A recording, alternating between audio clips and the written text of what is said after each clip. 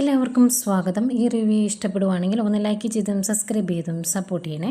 അപ്പോൾ നന്ദു കാര്യങ്ങളെല്ലാം പറഞ്ഞു കഴിയുമ്പോൾ ആകെ ടെൻഷനുണ്ട് നയനയ്ക്ക്, അതുപോലെ ആദർശനുണ്ട്. പക്ഷേ ആദർശ് പറയും അങ്ങനെ മാറി നിന്നിട്ട് കാര്യമില്ല, നമുക്ക് മുന്നോട്ട് പോയേ പറ്റുള്ളൂ എന്ന് പറയുന്നു.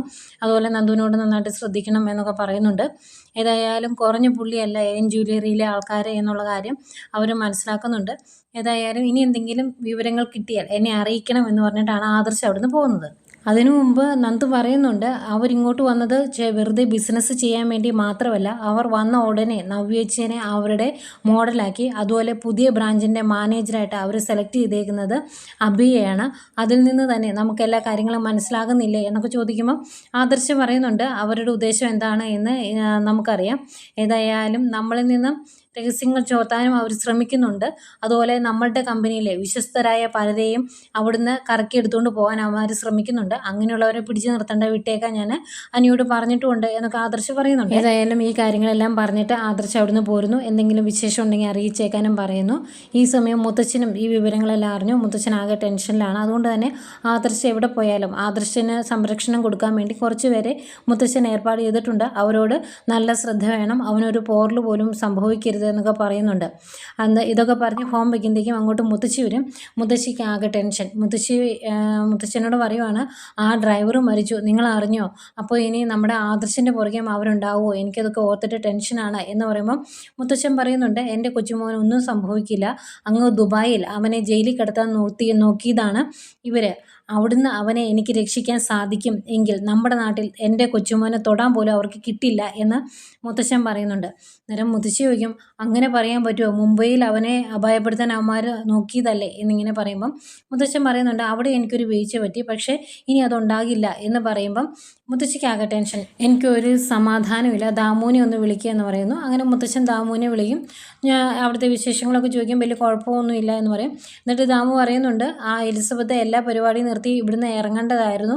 നയനമോളുടെ അമ്മ വന്ന് അവളെ കുറേ പരീക്ഷിക്കാനൊക്കെ നോക്കി, അത് അവൾക്ക് ഇഷ്ടപ്പെട്ടില്ല, സംശയത്തോടെ സംസാരിക്കുകയൊക്കെ ചെയ്തു എന്ന് പറയുമ്പം അത് വളരെ മോശമായി പോയല്ലോ. ഏതായാലും നിങ്ങൾക്ക് എന്നെ അറിയാലോ, അതുകൊണ്ട് എന്നെ ഓർത്ത് നിങ്ങൾ അവിടുന്ന് പോകരുത്, നിങ്ങൾ അവിടെ ഉള്ളതാണ് എൻ്റെ ഒരു സമാധാനം എന്ന് പറയുമ്പം അവർ പറയുന്നുണ്ട്, എന്തൊക്കെ പറഞ്ഞാലും എനിക്ക് സാറിനെ അറിയാലോ, അതുകൊണ്ടാണ് ഞാനും എലിസബത്തും ഇവിടെ നിൽക്കുന്നത് എന്നും പറയുന്നുണ്ട്. അത് കഴിഞ്ഞ് മുത്തശ്ശൻ ചോദിക്കുന്നുണ്ട്, ആദർശൻ നയനെ എന്ത് ചെയ്യുന്ന, രണ്ടുപേരും പുറത്ത് പോയേക്കുവാണ് എന്നൊക്കെ പറയുമ്പോൾ ആയിക്കോട്ടെ എന്ന് പറഞ്ഞ് ഫോം വയ്ക്കും. ഫോം വെച്ചതിന് ശേഷം മുത്തശ്ശൻ ഈ കാര്യങ്ങൾ മുത്തശ്ശിയോട് പറയുന്നുണ്ട്.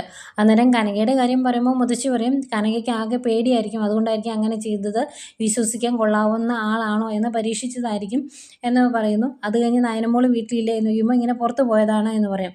എന്നിട്ട് മുത്തശ്ശൻ തന്നെ പറയുന്നുണ്ട്, ഇങ്ങനെ എപ്പോഴും ആദർശിൻ്റെ കൂടെ കറങ്ങി നടക്കരുത്, ശരീരം ശ്രദ്ധിക്കേണ്ട സമയമാണ്, അത് താനൊന്ന് വിളിച്ച് പറ, എനിക്ക് പറയാൻ പറ്റില്ലല്ലോ എന്ന് പറയുവാണ്. അതുകൊണ്ട് മുത്തശ്ശി നയനെ വിളിക്കും. എവിടെയാണ് മോളെ എന്ന് ചോദിക്കുമ്പോൾ ഞങ്ങളൊന്ന് പുറത്ത് പോകുന്നതാണ്, ആദർശേട്ടൻ്റെ കൂടെയാണ് എന്ന് പറയുമ്പം മുത്തശ്ശി ചോദിക്കുന്നുണ്ട്, മോളോട് റെസ്റ്റ് എടുക്കണമെന്ന് പറഞ്ഞതല്ലേ, ഇങ്ങനെ ആദർശിൻ്റെ കൂടെ എപ്പോഴും കറങ്ങി നടക്കരുതെന്ന് പറഞ്ഞതല്ലേ എന്നൊക്കെ ചോദിക്കുമ്പം എനിക്കിപ്പോൾ കുഴപ്പമൊന്നുമില്ല എന്ന് പറയും. അന്നേരം മുത്തശ്ശി പറയുന്നുണ്ട്, ഇങ്ങനെ കറങ്ങി നടന്നാലാണ് കുഴപ്പമുണ്ടാകുന്നത് എന്ന്. അന്നേരം ഇല്ല മുത്തശ്ശി, ഞാൻ ഇപ്പോൾ തന്നെ വീട്ടിലേക്ക് എത്തുമെന്ന് പറയും. എന്നാൽ ആദർശിൻ്റെ കൈ കൊടുക്കാൻ പറയും. എന്നിട്ട് ആദർശനോടും പറയുന്നുണ്ട്, മോൾക്ക് റെസ്റ്റ് വേണ്ട സമയമാണ്, നീ കൂടെ ഇങ്ങനെ കൊണ്ടുപോകരുത് എന്ന് പറയുമ്പോൾ ഞാൻ കൊണ്ടുപോയതല്ല, അവൾ കൂടെ പോകണം എന്ന് പറഞ്ഞാൽ എൻ്റെ കൂടെ പോകുന്നതാണ് എന്ന് ആദർശ് പറയുമ്പോൾ മുത്തശ്ശി പറയുന്നുണ്ട്, അവൾ അങ്ങനെ പറഞ്ഞാലും മോൻ കൂടെ കൊണ്ടുപോകരുത്, ഇപ്പോൾ റെസ്റ്റ് വേണ്ട സമയമാണെന്നൊക്കെ പറയും. അന്നേരം ആദർശ് മുത്തശ്ശൻ അവിടെ ഉണ്ടോ എന്ന് ചോദിക്കുക. അന്നേരം അടുത്തിരിപ്പുണ്ട്. എന്നിട്ട് മുത്തശ്ശി പറയും, ഇല്ല ഇവിടെ ഇല്ല, മുത്തശ്ശനുണ്ടെങ്കിൽ എനിക്ക് ഇത്രയും ഫ്രീ ആയിട്ട് നിങ്ങളോട് സംസാരിക്കാൻ പറ്റുമോ, നിങ്ങളെ വിളിക്കുന്ന കാര്യം പറയുമ്പോഴൊക്കെ എന്നെ കുറ്റപ്പെടുത്തും എന്ന് പറയുമ്പം ആദർശ് പറയുന്നുണ്ട്, ആ കുറ്റപ്പെടുത്തലൊക്കെ താമസിക്കാതെ നിന്നോളും, ഞാൻ എൻ്റെ ലക്ഷ്യം നിറവേറി തലയുയർത്തി പിടിച്ച് അങ്ങോട്ട് വരുമ്പോൾ മുത്തശ്ശൻ എന്നെ ചേർത്ത് നിർത്തും എന്ന് എനിക്ക് ഉറപ്പുണ്ട് എന്ന് പറയുമ്പോൾ മുത്തശ്ശി പറയുന്നുണ്ട്, അങ്ങനെയൊക്കെ സംഭവിക്കട്ടെ, അതിനുവേണ്ടിയാണ് മുത്തശ്ശിയും പ്രാർത്ഥിക്കുന്നത് എന്ന്. അങ്ങനെ പറഞ്ഞിട്ട് ഫോം വയ്ക്കും. ഫോം വെച്ച് കഴിഞ്ഞ് മുത്തശ്ശി ഈ കാര്യം മുത്തശ്ശനോട് പറയുമ്പം മുത്തശ്ശൻ പറയുന്നുണ്ട്, എനിക്കറിയാം എൻ്റെ കൊച്ചുമോൻ വിജയിച്ച് തന്നെ വരുമെന്ന് എനിക്ക് ഉറപ്പുണ്ട്. നമ്മൾ ഈ ഭൂമിയിൽ നിന്ന് പോകുന്നതിന് മുമ്പേ നമ്മുടെ കുടുംബവും ജ്വല്ലറിയും ബിസിനസ്സും എല്ലാം അർഹതപ്പെട്ട കൈകളിലാണ് എന്ന് ഉറപ്പുവരുത്തേണ്ട ചുമതല എൻ്റെതാണ്, അതങ്ങനെ തന്നെ സംഭവിക്കുമെന്ന് മുത്തശ്ശൻ പറയുന്നുണ്ട്. പിന്നെ നാഗേന്ദ്രനെയാണ് കാണിക്കുന്നത്.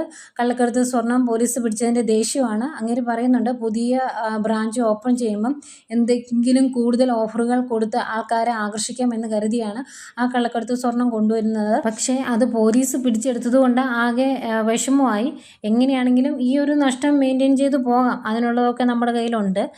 ഇനി ഇങ്ങനെ പോയിട്ടുണ്ടെങ്കിൽ ശരിയാകുകയില്ല എന്നൊക്കെ ഇങ്ങനെ നാഗേന്ദ്രൻ പറയുമ്പം അവന്തിക പറയുന്നുണ്ട്, ആ നന്ദു അവൾ ചില്ലറക്കാരിയല്ല, അവൾ ഇതെല്ലാം കണ്ടുപിടിക്കുന്ന എനിക്ക് തോന്നുന്നത് എന്നൊക്കെ പറയുമ്പോൾ നാഗേന്ദ്രൻ പറയുന്നുണ്ട്, അവളെ പൂട്ടാനുള്ളതൊക്കെ ഞാൻ ചെയ്തോളാം, അവൾ എൻ്റെ മകനെ ജയിലിൽ കയറ്റിയതാണ്, ലോക്കപ്പിലിട്ട് ഇടിച്ചതാണ്, അതൊക്കെ അവൻ മറന്നാലും ഞാൻ മറക്കുകയില്ല എന്നൊക്കെ പറയുമ്പം അവന്തിക ചോദിക്കുന്നുണ്ട്, എന്താ മകൻ കാര്യങ്ങളെല്ലാം തിരിച്ചറിയാനുള്ള സമയമായി എന്നാണോ പറയുന്നത് എന്ന് ചോദിക്കുമ്പം നാഗേന്ദ്രൻ പറയും, ഇല്ല, അവൻ അറിയണ്ട ഈ കാര്യങ്ങളൊന്നും, അവൻ്റെ അച്ഛൻ്റെയാണ് AN ജ്വല്ലറി എന്ന് അറിഞ്ഞു കഴിഞ്ഞാൽ അവന് അഹങ്കാരമായിരിക്കും, മോളെ പോലെ കാര്യങ്ങൾ ഡീൽ ചെയ്യാൻ അവന് അറിയത്തില്ല, മോളുടെ കല്യാണത്തിന് മുമ്പ് ഞാൻ എൻ്റെ എത്തിച്ചേർന്നിരിക്കും, എന്നിട്ട് ഇപ്പം അവൻ ജോയിൻ ചെയ്യാൻ പോകുന്ന ബ്രാഞ്ചിൻ്റെ MD ആയിട്ട് അവനും മറ്റേ ബ്രാഞ്ചിൻ്റെ MD ആയിട്ട് മോളും ഇരിക്കും, അങ്ങനെ കേരളം മൊത്തം നിങ്ങൾ ഭരിക്കും, ആ ഒരു അവസ്ഥയിലേക്ക് ഞാൻ എല്ലാ കാര്യങ്ങളും കൊണ്ടെത്തിക്കും, ഇനിയിപ്പം എൻ്റെ ഓപ്പോസിറ്റ് വരുന്നത് ആരാണെങ്കിലും ആ ഡ്രൈവറുടെ അവസ്ഥ തന്നെയായിരിക്കും ഉണ്ടാകാൻ പോകുന്നത്, അത് ആദർശാണെങ്കിലും മൂർത്തിയാണെങ്കിലും, അതുകൊണ്ട് സൂക്ഷിച്ച് നിന്നാൽ അവർക്ക് കൊള്ളാം, അല്ലെങ്കിൽ അതുപോലുള്ള കടുംകൈകൾ എനിക്ക് ചെയ്യേണ്ടി വരും എന്നൊക്കെ ഇങ്ങനെ പറയുന്നുണ്ട്. ഇതൊക്കെ കേൾക്കുമ്പോൾ അവന്തിക പറയുന്നുണ്ട്, ആദർശേട്ടൻ വീട്ടിൽ നിന്ന് പോയാലും അവർ ഇതൊക്കെ ഓർത്ത് സങ്കടപ്പെട്ടിരിക്കുവാണ് എന്ന് എനിക്ക് തോന്നുന്നില്ല, ആദർശ് തൻ്റെ ഭാഗത്തെ നിരപരാധിത്വം തെളിയിച്ച് എല്ലാം നേരെയാക്കിയതിന് ശേഷം തല ഉയർത്തിപ്പിടിച്ച് തിരിച്ചു കയറി വരുമെന്ന് അമ്മായി പലപ്പോഴും അമ്മാവനോട് പറയുന്നത് ഞാൻ കേട്ടിട്ടുണ്ട് എന്ന് പറയുമ്പം നാഗേന്ദ്രൻ ഡേവിഡിനോട് പറയുക, കേട്ടോടോ, അവൻ അങ്ങനെ വിഷമിച്ച് നടക്കുമൊന്നും അല്ല എന്ന് പറഞ്ഞത് കേട്ടോ, അവൻ നമുക്കെതിരെ പ്രവർത്തിക്കുന്നുണ്ടെന്നാണ് തോന്നുന്നത് എന്ന് പറയുമ്പം ഡേവിഡ് പറയുന്നുണ്ട്, നമ്മുടെ ഫോൺ ചോർത്തിയിട്ടായിരിക്കുമല്ലോ അവർ നമ്മൾ കള്ളക്കടത്ത് സ്വർണം എത്തിക്കുന്ന കാര്യം അറിഞ്ഞത്, അതുപോലെ നമ്മൾ അവരുടെയും ചോർത്തുന്നുണ്ട്, പക്ഷേ ആദർശിൻ്റെ ഫോണിൽ നിന്ന് അതുപോലുള്ള കോളുകളൊന്നും പോകുന്നില്ല എന്നിങ്ങനെ പറയുമ്പം നാഗേന്ദ്രൻ പറയുന്നുണ്ട്, മിക്കവാറും അവൻ വേറെ സിം എടുത്ത് കാണുമെന്ന്. അന്നേരം ഡേവിഡ് ചോദിക്കും, ഇനിയിപ്പോൾ അന്വേഷണങ്ങൾ നമ്മളുടെ അടുത്തേക്ക് എത്തുമോ എന്നിങ്ങനെ ചോദിക്കുമ്പം നാഗേന്ദ്രൻ പറയുന്നുണ്ട്, അങ്ങനെ എത്തിയാലും തൻ്റെ അടുത്ത് വരെ ആ അന്വേഷണം എത്തുള്ളൂ, അതിനെ ആ സമയത്ത് നല്ല രീതിയിൽ ഡീൽ ചെയ്യേണ്ടത് തൻ്റെ കഴിവാണ്, എന്നിലേക്ക് ഒരിക്കലും ഒരന്വേഷണവും എത്തത്തില്ല, അതിനുള്ള ഒന്നും ആർക്കും അറിയില്ല എന്നൊക്കെ ഇങ്ങനെ പറയുന്നു. ഏതായാലും അവന്തികയുടെ വിവാഹത്തിന് മുമ്പ് തൻ്റെ ലക്ഷ്യത്തിൽ എത്തും എന്ന് നാഗേന്ദ്രൻ ഉറപ്പ് കൊടുക്കുന്നുണ്ട് കേട്ടോ അവന്തികയോട്. പിന്നെ കാണിക്കുന്നത് നവീനെയാണ്. നവീൻ അനിയെ വിളിക്കുന്നു, എന്നിട്ട് അവന്തികയുമായിട്ടുള്ള വിവാഹം എങ്ങനെയെങ്കിലും മുടക്കി തന്നെയെന്ന് പറയുന്നു. അന്നേരം അനി പറയുന്നുണ്ട്, എന്നെക്കൊണ്ട് അത് സാധിക്കില്ല, എല്ലാവർക്കും നിന്നെ ഭയങ്കര ഇഷ്ടമാണ്, അതിനിടയ്ക്ക് ഞാൻ എന്തെങ്കിലും പറഞ്ഞിട്ടുണ്ടെങ്കിൽ എനിക്ക് അസൂയ ആയതുകൊണ്ടാണ് എന്ന് പറയും, പോരാത്തതിന് അവൾ എൻ്റെ മുറപ്പെണ്ണ് കൂടിയാണ്, അതുകൊണ്ട് ആ രീതിയിൽ എനിക്ക് സംസാരിക്കാൻ പറ്റില്ല എന്ന് പറയുമ്പം നവീൻ പറയുക, നിൻ്റെ മുറപ്പെണ്ണൻ്റെ നിനക്ക് കിട്ടിയാൽ എന്താ കുഴപ്പമെന്ന്.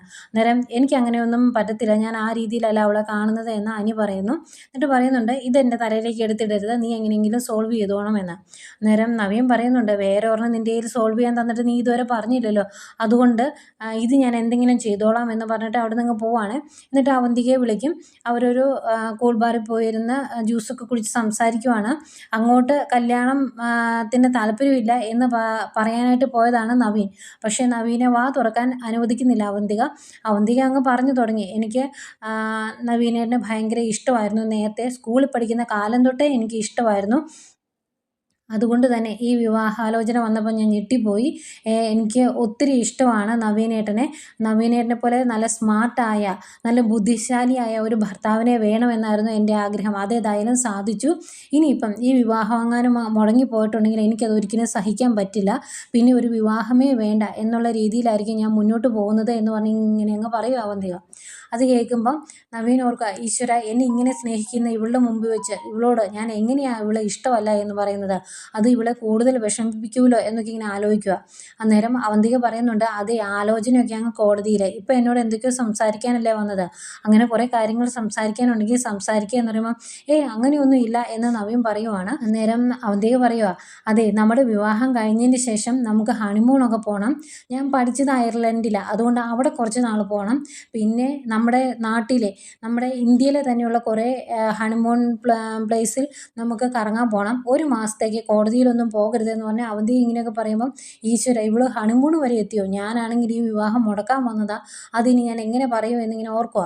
അന്നേരം അവന്തിക, അതെ, ഞാനൊരു ഫ്രണ്ടിനെയും കൂടി കാണാൻ വേണ്ടിയാണ് വന്നത്, അവളെ ഇങ്ങോട്ട് വിളിക്കട്ടെ എന്ന് ചോദിക്കും. അത് വേണ്ട എന്ന് നവീൻ പറയുമ്പം എനിക്ക് അവളെ കാണാൻ, ഞാൻ പൊയ്ക്കോട്ടെ എന്ന് ചോദിക്കും. പൊക്കോളാൻ പറയുന്നു. അങ്ങനെ അവളങ്ങ് പോയി കഴിയുമ്പം നവീൻ മനസ്സിലോർക്കുക, ഈശ്വര, വിവാഹം വിവാഹം മുടക്കാൻ വേണ്ടിയാണ് ഞാൻ വന്നത്, ഞാൻ ഒന്നും ചെയ്തില്ലല്ലോ എന്നിങ്ങനെ ഓർത്ത് വിഷമിച്ചിരിക്കുമ്പം അനിയുടെ കോൾ വരും. അനി ചോദിക്കുവാണ്, എടാ എന്താ കാര്യങ്ങളൊക്കെ നീ അവളോട് പറഞ്ഞു എന്ന്.